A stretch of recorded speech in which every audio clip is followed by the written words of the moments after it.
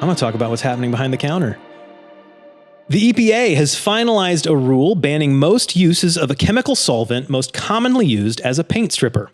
Methylene chloride has caused at least 88 deaths among workers involved in bathtub refinishing and other painting stripping due to what they called sudden exposure since the 1980s. Some of these deaths occurred even when workers were well trained and used protective equipment. But that's not all. The EPA went on to say it poses an, quote, unreasonable health risk, unquote, of neurotoxicity from both short-term exposure as well as liver toxicity and liver and lung cancer from long-term exposure. In other words, this is some really nasty stuff. In addition to paint stripping, methylene chloride is used in some adhesives, metal cleaning, chemical processing, aerosols, and even pharmaceuticals. While the rule bans it in most applications, it's not completely banned. Current exceptions include production of other chemicals, electric battery manufacturing, that's pretty useful these days, solvent welding, plastic and rubber manufacturing, among others. Additional worker protections will be in place, but that's still a really long list of uses for this supposedly banned chemical. And how about some good news? Professor Richard Scolyer just received confirmation that his one-year brain scan shows it is cancer-free. His brain is cancer-free.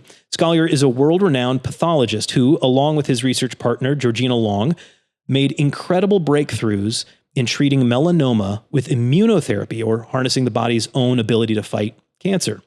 Previously, patients with advanced melanoma had less than 10% chance of beating the disease, but that number is now over 50% thanks to their research. But Tyler, what does melanoma have to do with brain cancer? Well, not much, but that was why it was so devastating when Professor Scolyer was diagnosed with a glioblastoma a couple of years ago. The subtype of brain cancer that he was diagnosed with is so aggressive that the survival rate is typically less than 1 year. When faced with this prognosis, after talking with his care team and fellow cancer experts, he decided he wanted to treat his tumor with the same techniques that he had pioneered in melanoma. In his words, it was a no-brainer.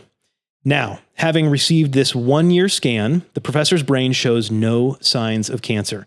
Quote, "It certainly doesn't mean that my brain cancer is cured, but it's just nice to know that it hasn't come back yet. So I've still got some time to enjoy my life with my wife, Katie, and my 3 wonderful kids." That was Professor Scolyer. Wow.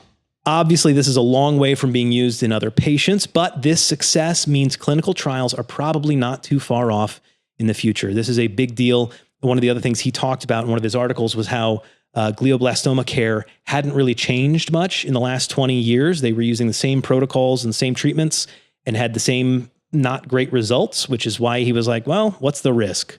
Worst thing that happens is he dies. And he was already thinking that was going to happen anyway. So very, very exciting that we may have a major breakthrough in that area.